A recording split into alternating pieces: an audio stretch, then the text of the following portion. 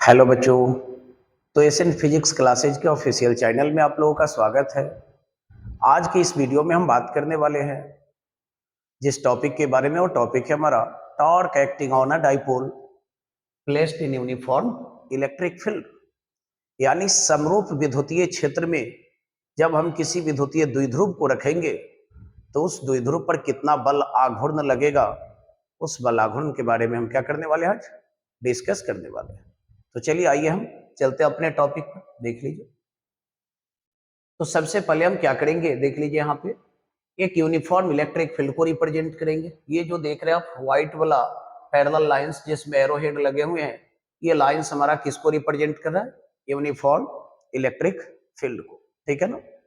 अब हम क्या करेंगे कि इस यूनिफॉर्म इलेक्ट्रिक फील्ड में एक इलेक्ट्रिक डाइपोल को क्या करेंगे, रखेंगे। ठीक है ना। तो चलिए देखिए, मान लेते हैं कि ए बी हमारा एक क्या है, इलेक्ट्रिक डाइपोल है। और इस डाइपोल ए बी को कहां पे रखा गया है, यूनिफॉर्म इलेक्ट्रिक फील्ड। डाइपोल का अगर हम बात करें तो डाइपोल लेंथ मान लेंगे कितना, देख लीजिए। डाइपोल लेंथ इसका हम मान लेंगे कितना, 2L। और डाइपोल मोमेंट क्या मान लेंगे हम, डाइपोल मोमेंट डाइपोल का हम क्या मान लेंगे, P मान लेंगे। ठीक है ना। अब देखिए, आप देख रहे हैं फिगर में कि डाइपोल यूनिफॉर्म इलेक्ट्रिक फील्ड में इस प्रकार से रखा हुआ है कि डाइपोल का जो डाइपोल मोमेंट हमारा P है वो यूनिफॉर्म इलेक्ट्रिक फील्ड के साथ एंगल बना रहा है, कितना डिग्री का, थीटा डिग्री का। ठीक है ना। अब देखिए डाइपोल मोमेंट की डायरेक्शन को हम समझ लेते हैं। डाइपोल मोमेंट की डायरेक्शन नेगेटिव टू क्या होती है, पॉजिटिव चार्ज होती है, इसीलिए पी को दिखाया गया है ए से किधर, बी की ओर। ठीक है। तो हम ऐसा मान लेंगे कि ये डाइपोल हमारा ए बी जो है, इसे यूनिफॉर्म इलेक्ट्रिक फील्ड में इस प्रकार से रखा गया है कि इसका डाइपोल मोमेंट पी जो है वो इलेक्ट्रिक फील्ड के साथ क्या कर रहा है, थीटा डिग्री के एंगल को बना रहा है। ठीक है ना। अब देखिए, सबसे पहले जब हम डाइपोल को यूनिफॉर्म इलेक्ट्रिक फील्ड में रखेंगे तो क्या होगा, इस पर विचार करते हैं। तो देखिए, हम पहले से पढ़ चुके हैं कि जब किसी भी चार्ज को हम लोग कहां पे रखते हैं, इलेक्ट्रिक फील्ड में रखते हैं, तो उस चार्ज पे एक इलेक्ट्रिकल फोर्स लगती है जिसकी वैल्यू किसके इक्वल होती है, क्यू के इक्वल होती है। क्योंकि इलेक्ट्रिक फील्ड की इंटेंसिटी में मैंने आपको फॉर्मूला पढ़ाया था, E is equal to F upon q naught. तो अगर एफ की वैल्यू की हम बात करें तो F is equal to q naught into क्या होता है, ई होता है। यानी ये क्लियर है कि जब हम किसी भी चार्ज को इलेक्ट्रिक फील्ड में रखेंगे तो उस चार्ज पे क्या होगा, फोर्स लगेगी, और उस फोर्स की वैल्यू जो होंगे वो हमारा किसके इक्वल हो जाएंगे, क्यूई के इक्वल। तो सिंपल सी बात है कि यहाँ पे भी हमारा जो डाइपोल है, डाइपोल तो हमारा दो इक्वल और अपोजिट चार्ज वाला सिस्टम है। तो कहीं ना कहीं यहाँ पे भी डाइपोल पे क्या होंगे, फोर्स लगेंगे। पॉजिटिव चार्ज पे भी इसके फोर्स लगेंगे और नेगेटिव चार्ज पे भी फोर्स लगेंगे। ठीक है ना। तो देखिए, यहाँ पे सबसे पहले हम बात कर लेते हैं कि डाइपोल के पॉजिटिव चार्ज पे जो फोर्स लग रहा है वो फोर्स की वैल्यू क्या होगी। तो देखिए, पॉजिटिव चार्ज पे जो फोर्स लगेंगे कहीं ना कहीं उसको हमने F1 से डिनोट किया है। तो ये F1 हमारा किसके इक्वल हो जाएंगे, क्यूई के। ठीक है ना। अब इस फोर्स की डायरेक्शन की बात करते हैं, तो इसकी डायरेक्शन किधर होगी, मालूम होना चाहिए आपको, अलोंग द डायरेक्शन ऑफ ई, यानी इलेक्ट्रिक फील्ड के डायरेक्शन के अलोंग। ठीक है ना। क्योंकि पॉजिटिव चार्ज पे जो फोर्स लगती है इलेक्ट्रिक फील्ड में, उस फोर्स की डायरेक्शन वही होती है जो इलेक्ट्रिक फील्ड की डायरेक्शन होती है। अब इसी तरह से हम बात करते हैं कि डाइपोल के नेगेटिव चार्ज पे कितना फोर्स लगेगा, तो इसको मैंने F2 से डिनोट किया। तो F2 इज इक्वल टू मैंने लिखा माइनस क्यू। इसका डायरेक्शन क्या होगा, opposite to the direction of electric field, opposite to the direction of electric field. यानी नेगेटिव चार्ज पे जो फोर्स लगेंगे उसकी डायरेक्शन अप्लाइड इलेक्ट्रिक फील्ड के क्या होंगे, अपोजिट होंगे। ठीक है ना। अब कैसे, तो देख लीजिए, यहाँ पे हम समझ सकते हैं। सपोज डेट कि हमारे पास ये एक पॉजिटिव चार्ज है। अब ये अपने चारों ओर इलेक्ट्रिक फील्ड को क्या कर रहा है, प्रोड्यूस कर रहा है। तो इसका जो इलेक्ट्रिक फील्ड होगा उसकी डायरेक्शन आउटवर्ड होगी। अब देख लीजिए, आप इस पॉइंट पर किसी दूसरे पॉजिटिव चार्ज को रखेंगे तो ये इस पे कैसा फोर्स लगाएगा, रिपल्सिव फोर्स लगाएगा। मतलब पॉजिटिव चार्ज पे जो फोर्स लगेंगे उसकी डायरेक्शन कहीं ना कहीं इलेक्ट्रिक फील्ड के डायरेक्शन के अलॉन्ग होंगे।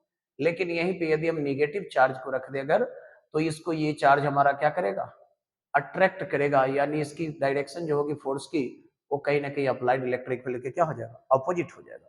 तो इसीलिए मैंने यहाँ पे पॉजिटिव चार्ज पे जो फोर्स लग रहा था उसकी डायरेक्शन को इलेक्ट्रिक फील्ड के अलॉन्ग इंडिकेट किया है, और नेगेटिव चार्ज पे जो फोर्स लग रहा था इसकी डायरेक्शन को मैंने किधर इंडिकेट किया है, अप्लाइड इलेक्ट्रिक फील्ड के जस्ट अपोजिट डायरेक्शन में, ठीक है ना। तो चलिए अब आपने देखा कि जब हमने डाइपोल को रखा यूनिफॉर्म इलेक्ट्रिक फील्ड में, तो ये डाइपोल पर दो इक्वल और अपोजिट फोर्सेज क्या होने लगे, एक्ट होने लगे। अब कहेंगे सर इक्वल और अपोजिट फोर्सेज, तो जी हाँ, क्योंकि आपको मालूम है कि हमारा यूनिफॉर्म इलेक्ट्रिक फील्ड है ये, और यूनिफॉर्म इलेक्ट्रिक फील्ड किसको कहते हैं, हम पढ़ चुके हैं, जिसके एवरी पॉइंट पर फील्ड की स्ट्रेंथ और डायरेक्शन क्या होती है, सेम होती है। तो सिंपल सी बात है कि दोनों चार्ज का मैग्नीट्यूड सेम है, दोनों पॉइंट पे फील्ड का स्ट्रेंथ सेम है, तो कहीं ना कहीं दोनों चार्ज पे जो फोर्स लगेगी वो फोर्स का मैग्नीट्यूड भी हमारा क्या होगा, सेम होगा।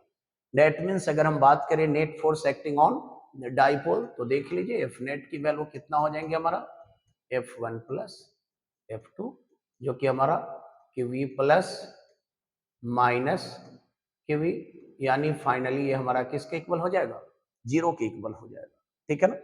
तो याद रखना है कि डाइपोल को जब भी हम लोग यूनिफॉर्म इलेक्ट्रिक फील्ड में रखते हैं, तो डाइपोल पे जो हमारा नेट फोर्स एक्ट होता है वो नेट फोर्स की वैल्यू किसके इक्वल होते हैं, जीरो के इक्वल होते हैं। बट अगर टॉर्क की बात करें तो टॉर्क जो है वो डाइपोल पर एक्ट होंगे, कैसे एक्ट होंगे, चलिए आइए इसको हम समझते हैं फिगर से।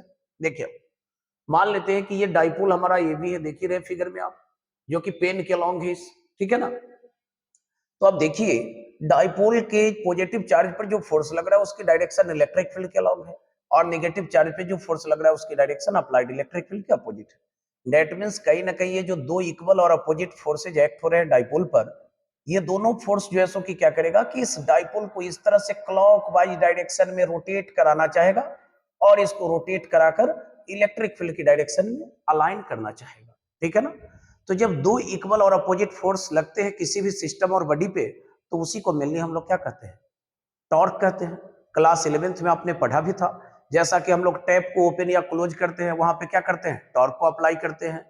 वाहन का ड्राइवर जब स्टीयरिंग को लेफ्ट और राइट घुमाता है तो वहां पे ड्राइवर क्या करता है, टॉर्क को अप्लाई करता है। तो कहीं ना कहीं दो इक्वल और अपोजिट फोर्स जो यहाँ पे एक्ट हो रहे थे डाइपोल पे, इसी फोर्स के एक्ट होने के कारण यहाँ पे डाइपोल जो है एक टॉर्क को क्या कर रहा था, अनुभव कर रहा था, एक्सपीरियंस्ड कर रहा था, ठीक है ना। यानी टॉर्क एक्टिंग ऑन डाइपोल यदि हम अब लिखेंगे तो देख लीजिए क्या होंगे, डाइपोल पर एक्ट होने वाले टॉर्क को हम लोग टॉर्क को मेनली डिनोट करते हैं किससे, टाउ से। टॉर्क निकालने की फॉर्मूला क्या हो जाएंगे यहाँ पे जानते हैं, मैग्नीट्यूड ऑफ आइदर फोर्स, मतलब दोनों में से किसी एक फोर्स का मैग्नीट्यूड। तो दोनों फोर्स का मैग्नीट्यूड तो सेम ही है, इसलिए हम लोग क्या करेंगे, किसी एक फोर्स का मैग्नीट्यूड लिखेंगे। इनटू कहता है कि perpendicular distance between the two forces. तो देखिए दोनों फोर्सेज के बीच का जो हमारा परपेंडिकुलर डिस्टेंस होगा वो कहीं ना कहीं हमारा किसके इक्वल होगा, bn के इक्वल। इसीलिए मैंने डॉटेड लाइन से इस वाले लाइन को इधर और इसको डॉट वाले लाइन से ज्वाइन कर दिया b को n से, ताकि दोनों फोर्सेज के बीच का परपेंडिकुलर डिस्टेंस हम पता कर सके। तो दोनों फोर्सेज के बीच का हमारा जो डिस्टेंस है परपेंडिकुलर, वो हमारा किसके इक्वल हो जाएंगे, bn के इक्वल हो जाएंगे, देख लीजिए, ठीक है ना। अब बात करते हैं, हम देख लीजिए यहाँ पे bn की वैल्यू कैसे निकालेंगे। तो bn की वैल्यू को निकालने के लिए हम चलेंगे फ्रॉम राइट एंगल ट्रायंगल किससे, an b से, देख लीजिए। तो an b से अगर हम चलेंगे तो sine theta is equal to क्या होता है हमारा, p बाई h।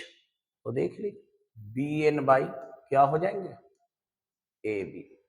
और अगर हम बात करें कि ab की वैल्यू कितना होंगे, तो देख लीजिए ab इज इक्वल टू क्या हो जाएंगे, bn साइन, नहीं ए बी नहीं निकालना हमको, तो bn निकालना है। चलिए तो bn की वैल्यू निकाल लेते हैं।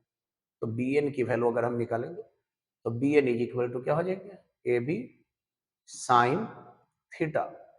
बट ए बी हमारा डाइपोल था और मैंने डाइपोल लेंथ कितना माना है, 2l, तो ये भी हमारा किसके इक्वल है, 2l के इक्वल है। यानी सिंपली अब हम लोग bn को भी किसके इक्वल लिख सकते हैं, 2l के इक्वल। 2l साइन थीटा के इक्वल लिखेंगे, ए बी तो हमारा किसके इक्वल हो गया, 2l के इक्वल, और साइन थीटा की जगह मैंने क्या लिख दिया, साइन थीटा। यानी bn की जो फाइनल वैल्यू है वो क्या हो गया हमारा, 2l साइन थीटा। तो देखिए अब टॉर्क की वैल्यू को हम क्या लिखेंगे, और अब चाहे तो टाउ इज इक्वल टू हम क्या लिख सकते हैं, 2l sine theta into qv. तो पहले क्यूवी लिख दे रहे हैं, चलिए क्यूवी की जगह हम क्या लिख देंगे, क्यूवी, और यहाँ पे bn की वैल्यू क्या लिख देंगे हम, 2l साइन थीटा। कोई दिक्कत नहीं होनी चाहिए।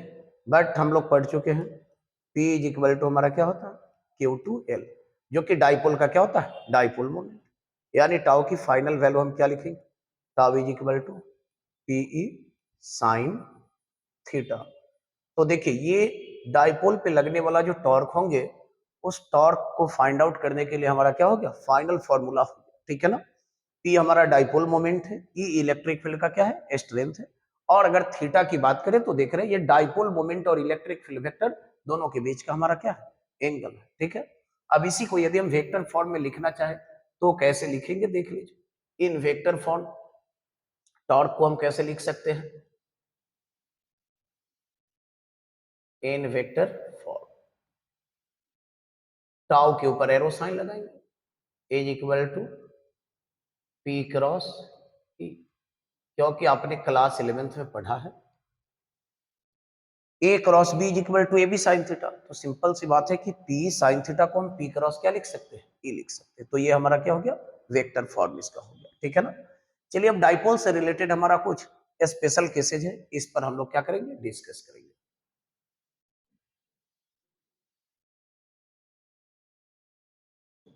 देखिए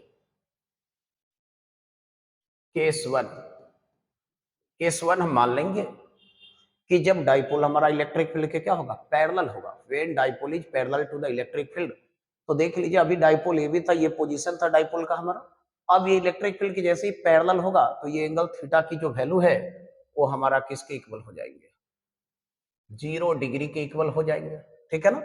तो अब यदि हम टॉर्क की वैल्यू निकालेंगे देख लीजिए डाइपोल पे लगने वाला, देन टाउ की वैल्यू हमारा किसके इक्वल हो जाएगा PE साइन 0, और साइन 0 की वैल्यू क्या होते हैं 0, इसलिए टाउ की वैल्यू क्या हो जाएगी 0।